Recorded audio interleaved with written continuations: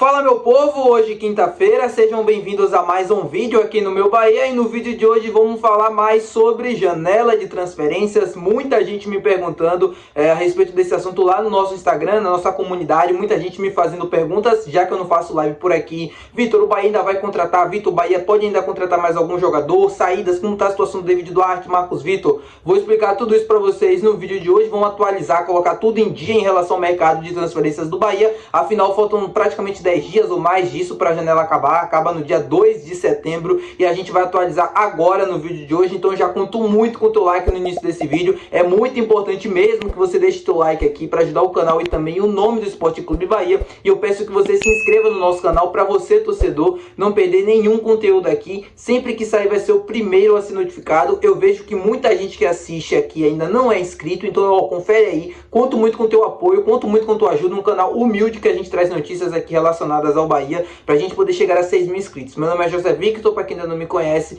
sou produtor de conteúdo aqui do meu Bahia, e vamos começar esse vídeo pra gente não perder tempo, porque, meu povo, muita gente me perguntou, né, por que eu parei de fazer vídeos relacionados ao mercado de transferências, e a grande verdade é que a gente não teve nenhuma grande atualização acerca dos jogadores, né, sobre chegadas que estão sendo especulados aí na mídia. Eu não queria fazer vídeos sobre esses jogadores, porque eu sei que não vão jogar no Bahia, não queria entrar nessa novela, então por isso que eu não trouxe mais vídeos relacionados a ele, pra não perder tempo e até também para não perder credibilidade aqui com vocês. Muita gente estava me perguntando sobre saídas, principalmente saídas sobre Iago Felipe e Rafael Ratão. Foram jogadores que foram especulados na mídia, na saída, logo no início ali da janela. O Rafael Ratão, né, pelo Rafael Seixas, que tinha afirmado que ele sairia para o Besiktas. O Iago Felipe também teve diversos jornalistas falando sobre a possível saída dele para algumas equipes da Série B, e eu fui checar, fui atrás dessas informações para saber se de fato tem possibilidade ainda nesse final de janela desses jogadores sair. E a resposta que eu obtive foi a mesma do início ali da janela.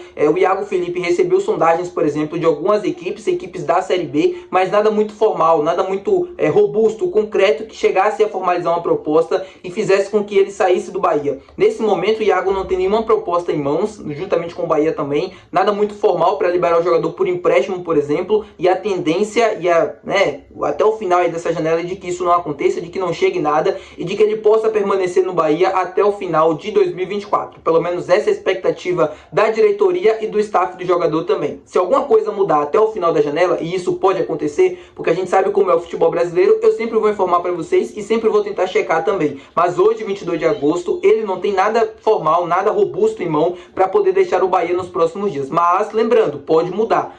Não é concreto, porque a gente ainda tem algum tempo, algum clube pode se interessar e justamente mandar a proposta. Mas hoje, 22 de agosto, não tem nada. Mesma coisa, Rafael Ratão, a expectativa de que ele permaneça também até o final de 2024. É um jogador importante, porque ele sempre está tendo minutos, ou se não fica, às vezes ele fica 9, 8, 5 jogos sem participar, mas sempre ali uma opção para o técnico Rogério Ceni. Vem num potencial, vem crescendo também nos últimos jogos, fez gol no Clássico, então acho que pode ser importante para o Rafael ganhar mais confiança, para ele poder ser mais utilizado, né? Elevar um pouco mais o nível do treino, poder ser mais opção ali do técnico Rogério, para ele poder figurar mais entre os titulares, ou até mesmo ali entre os 5 que sempre entram no segundo tempo. Então a expectativa é de que esses dois jogadores até então permaneçam no clube, respondendo aí a dúvida de alguns inscritos. Sobre David Duarte, sobre Marcos Vitor, já fiz vídeo aqui falando sobre isso, não quero me aprofundar muito, mas a situação continua na mesma. Marcos Vitor praticamente definido que fica no Bahia até o final da temporada, e o David Duarte é a mesma coisa. É um jogador que tem uma proposta, e o Atlético Paranaense entendeu que era o cara ideal para a posição, para ocupar ali aquela vaga de um quinto, quarto zagueiro. É um jogador que não seria tanto utilizado assim na temporada, chegaria para compor elenco, e ele sabe disso, mas não aceitou essa proposta, né? Não aceitou se transferir nesse status. Então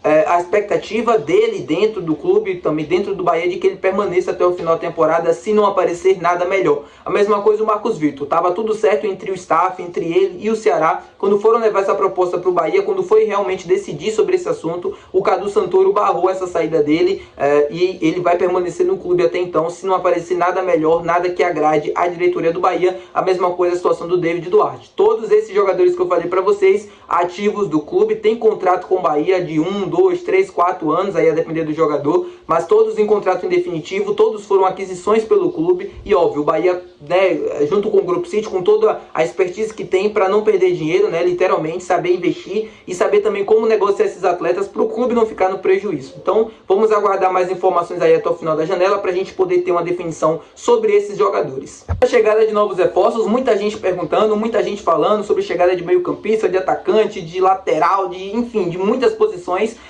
E muita gente também usando o discurso, né, de que o Bahia tá lerdo no mercado, de que o Bahia tá de braços cruzados, está esperando muito, que precisa fazer contratação urgente e tal. Uma coisa é quando você tá desesperado no mercado e você tá tentando contratar e você não consegue agilizar esse processo. Outra coisa é quando você entende que o seu elenco é ok pro restante da temporada e com esse grupo você consegue levar até o final para conquistar os objetivos e você está à procura de uma oportunidade de mercado. Nesse caso, como é o caso do Bahia, eu não consigo dizer que o time tá lerdo dentro do mercado porque a postura do Bahia não é uma postura agressiva, não é uma postura para ir para cima, para buscar reforços e tal, como é outras equipes, por exemplo, dentro do futebol brasileiro, como é o caso do Flamengo, que perdeu muitos jogadores por lesão e agora precisa repor essas ausências. No caso do Bahia, Cadu Santoro, junto com a comissão ali do Rogério, entende que nesse momento as opções que o time tem são necessárias e são ok, são suficientes para o time levar até o final do Campeonato Brasileiro e conseguir conquistar os objetivos, que é buscar uma vaga na Copa Libertadores. A mesma coisa na Copa do Brasil também. Eu concordo e discordo com isso. Eu acho que o meio-campista seria fundamental nesse processo e nesse time também.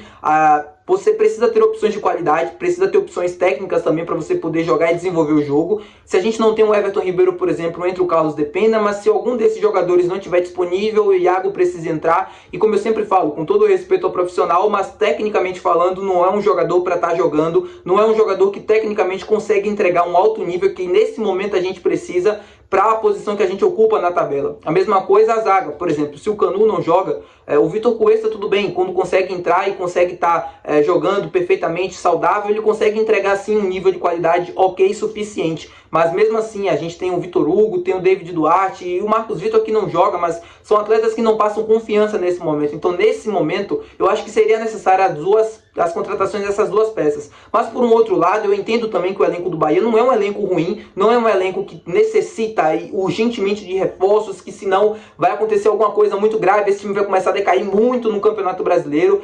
Parece que às vezes, quando as pessoas falam desse time do Bahia, que precisa muito de reforços, parece que a gente está falando do elenco do Vitória, assim, do nosso rival, com todo respeito, mas o Vitória sim necessita e carece de muitos reforços, o Atlético Goianiense, Juventude e tal, esses times que estão na parte de baixo da tabela, que precisam dar uma resposta urgente. O Bahia está fazendo uma campanha praticamente até aqui no Campeonato Brasileiro de G6, durante todo o campeonato, mas a gente já passou da metade do campeonato e a gente se mantém na primeira página da tabela. Mas é óbvio, né? Quando a gente sente a ausência de 1, 2, 3 jogadores, o time já começa a mudar, tecnicamente já começa a decair também. Então o entendimento no início da janela já foi de que o Bahia precisava buscar uma opção, já foi de que o Bahia precisava buscar mais um meio-campista, como eu informei para vocês, né, com a apuração também do Yuri, do canal do Puco, mas com o passar do tempo, com a dificuldade dentro do mercado de encontrar essa peça de meio de campo, essa oportunidade de mercado, além do Luciano Rodrigues, passou a se acreditar que a gente só vai contratar se houver saídas. Aí sim a gente vai entrar no mercado e vai tentar mapear tudo aquilo que a gente já tem mapeado, né, aquilo que o Cadu já conseguiu mapear dentro desse mercado de possíveis opções para poder fazer as reposições e as contratações. Mas caso isso não aconteça, né, se não chegar nenhuma proposta, por exemplo, para o Iago, para o David Duarte, para o Marcos Vitor, para o Rafael Ratão, dificilmente o Bahia vai no mercado e vai trazer uma contratação de 40, 50, 30 milhões de reais. Uma oportunidade de mercado como foi o Dependa, livre no mercado, uma coisa assim, pô, aí eu não descarto, né? Porque se aparecer uma situação muito clara que pode ajudar bastante o time sem custos, por que não fazer a contratação? Mas caso isso não apareça, dificilmente a gente vai ver reforços. Eu queria trazer uma atualização para vocês também de uma coisa, né, de uma notícia que saiu na França e de que pode movimentar o mercado do futebol brasileiro nos próximos dias. E a gente pode ver esses jogadores sendo ligados ao Bahia de algum jeito, de alguma forma, como você já conhece, né? Depois que virou o Grupo City, o Bahia tem nome ligado para tudo que é quanto é jogador às vezes de Série B, jogador de base, enfim, todo tipo de jogador tem nome ligado ao Bahia, mas essa situação é interessante, né? Nesse caso, ela é benéfica caso isso aconteça. Eu tô falando do zagueiro Adrielson, não sei se vocês lembram, ele participou da campanha do Botafogo na temporada passada, temporada que terminou ruim pro Botafogo, mas o Adrielson conseguiu ser um dos destaques craques daquela equipe, se eu não me engano foi convocado para a seleção brasileira e depois do final do ano foi vendido ao Lyon da França, que também pertence ao John Textor. Acontece que esse mesmo Lyon do John Textor precisa nessa janela de transferências lucrar, se eu não me engano, 100 milhões de euros, algo próximo a isso, por conta de alguma regra de fair play que eu não vou saber explicar para vocês, mas a situação é essa, né? Para resumir é isso, o Lyon precisa vender 100 milhões de jogadores, fazer 100 milhões de receitas agora nessa janela, e o Adrielson foi colocado à disposição, foi colocado no mercado, ou seja, de duas uma, ou ele vai acabar indo para algum outro clube da Europa, ou até mesmo algum clube do John Textor, e aí eles consigam fazer um valor maior do que ele vale, ou ele deve voltar ao Botafogo por um preço maior também, ou qualquer outra equipe do Brasil. Mas de qualquer jeito, o Adrielson está no mercado, é um jogador que vai ser transferido do Lyon, e se eu fosse o Bahia, eu olharia com atençãozinha para essa situação. Não para agora, mas para depois também, sei lá, vai que eles não consigam vender o Adrielson, e aí já consegue pegar no final do ano. Porque é um cara que, cara, foi muito bem aqui no Botafogo e, poxa, mesmo não tendo espaço lá no Lyon, mesmo não conseguindo jogar tanto, é um cara que a gente poderia ver aqui no Bahia e poderia se encaixar como uma luva. Então, se eu fosse o Cadu Santoro, eu olhava com respeito, né, com carinho para essa situação, para que a gente possa fazer esse movimento futuramente. Dificilmente acredito que isso vai acontecer agora. Enfim, o John Textor não gosta do Grupo City, a verdade é essa, ele não gosta do Bahia. Então dificilmente ele vai vender um dos seus principais jogadores para um dos principais concorrentes aqui do futebol brasileiro. Mas que eu entraria com essa negociação, se eu entraria buscando, com toda a certeza do mundo. Eu quero que você comente aqui embaixo também. É isso, muito obrigado por assistir o vídeo até aqui. A gente deve ter mais vídeos no canal hoje ainda, então já confere, já se inscreve, já deixa teu like. Até o próximo vídeo, valeu, tchau!